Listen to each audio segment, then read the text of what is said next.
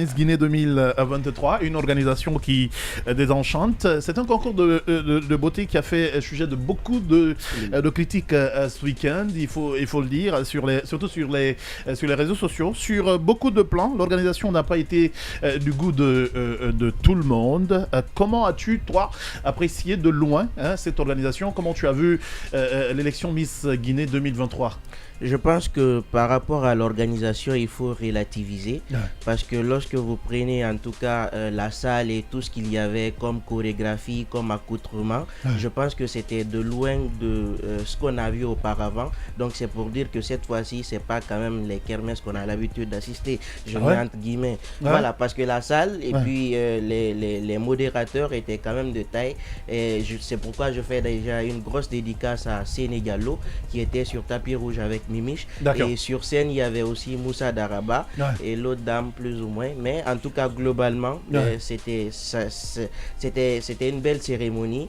Mais moi l'autre chose que je veux dire, c'est qu'il ne faut pas quand même se reposer sur ses lauriers, parce que lorsque vous prenez par exemple les compétitions Miss Guinée qui sont organisées en Côte d'Ivoire par exemple, il faut dire que le niveau est très élevé. Donc on peut également disons les compétitions Miss qui sont organisées en Côte d'Ivoire. Miss Guinée n'est pas organisée en Côte d'Ivoire. Attention, je retire Guinée. Voilà, Miss. Voilà, donc je disais que là-bas le niveau est très élevé. Donc aujourd'hui on peut dire que c'était un bon départ et qu'on pourrait pourquoi pas élever au fur et à mesure. Maintenant revenons un peu sur les résultats, parce que les résultats ont vraiment été contestés par pas mal de personnes. Chacun avait sa Miss préférée et que chacun s'enflammait sur la toile. Et aujourd'hui je vais jouer un peu le rôle de sapeur-pompier. Voilà. Et pour dire que globalement on a quand même vu des beautés qui ont défilé. Certaines d'entre ces beautés-là ont quand même eu à tenir des discours plus ou moins convaincants et des projets aujourd'hui qu'elles portaient aussi, des projets qui partaient plus ou moins dans le même sens, sauf quelques exceptions.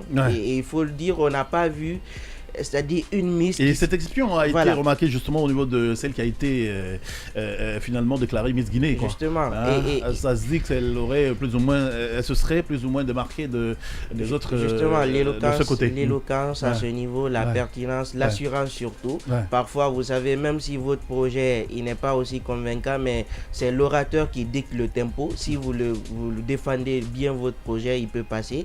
Mais je ne vais pas faire aujourd'hui le défenseur. Ce que je veux dire, c'est que on n'a pas vu une Miss qui s'est aussi démarquée de plus, voire plusieurs points qui pourraient rester en tout cas entre elle et ses concurrentes. C'est-à-dire que lorsque vous prenez le cas de la Côte d'Ivoire par exemple, Olivia Yaché, elle était de loin devant toutes les autres. Donc aujourd'hui, on peut quand même dire que toutes les Miss, en tout cas qui se sont retrouvées dans le top 5 ou voire le top 3, en tout cas, je ne sais pas les critères, ça pourrait être subjectif, mais toutes ces Miss-là pourraient être couronnées Miss. Tout simplement, parce qu'il faut dire que c'était des projets. Parce qu'après, derrière moi, c'est ce que je n'ai surtout pas compris, cette histoire de top 5, top 3. Parce que quand tu prends les gens de top 5 pour top 3, il faut leur soumettre à d'autres exercices. Justement. Sauf que ça n'a pas été le cas. Ça n'a pas été le cas, donc on s'est contenté de choisir parmi les 5. Et je me dis qu'aujourd'hui, on peut quand même accorder le bénéfice du doute à ce membre du jury, parce que lorsque vous prenez la composition, on a l'impression quand même que c'est des gens qui s'y connaissent en la matière. Vous avez Oudi Premier, vous avez Black M, vous avez le rappeur comment il s'appelle, Youssoufa, voilà, merci de me passer le mot. Youssoufa et Hawa Bari, donc la présidente. Donc on pourrait quand même dire que c'est des gens qui s'y connaissent en beauté. Sinon, tout ce qu'on va faire, chacun va commencer à dire moi c'est telle Miss, chacun va défendre sa Miss. À un moment donné, il faut accepter les résultats. Et la dernière chose que je veux dire, parce que la toile s'est quand même enflammée aussi par rapport aux récompenses. Moi je veux dire que lorsqu'on parle de compétition Miss, voilà, il faut quand même récompenser. Comparé au premier de la République, quoi. Non mais j'en viens. C'est mais après, moi, ça fait pas sujet de débat, quoi. Tu vois, non, si, quand même. Donc j'en viens. J'ai dit que c'est normal d'accorder des privilèges, des récompenses à la Miss, mais en tout cas, il ne faudrait pas oublier aussi d'autres personnes qui se démarqueraient. Je prends l'exemple des majors de promo dans les universités publiques qui habituellement ont le droit à des bourses d'études qui sont entièrement financées par le ministère. Et cette année, Kamal permet, je vais finir rapidement, cette année, ces majors de promo n'ont pas eu accès à ces bourses d'études-là, alors que la ministre elle-même, elle l'avait dit. Il y a aussi le faire plaisir, c'est qu'on va faire un sujet là-dessus. Oui, je termine, deux mots. On a aussi vu le slammer EOB qui était vice-champion du monde de slam qui est venu.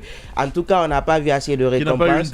Je veux dire aujourd'hui, il faut féliciter le mérite, il faut accorder des privilèges, mais en même temps, ceux qui se démarquent au quotidien, qui se battent aussi, il faut aussi récompenser. Merci beaucoup, Simon Pierre.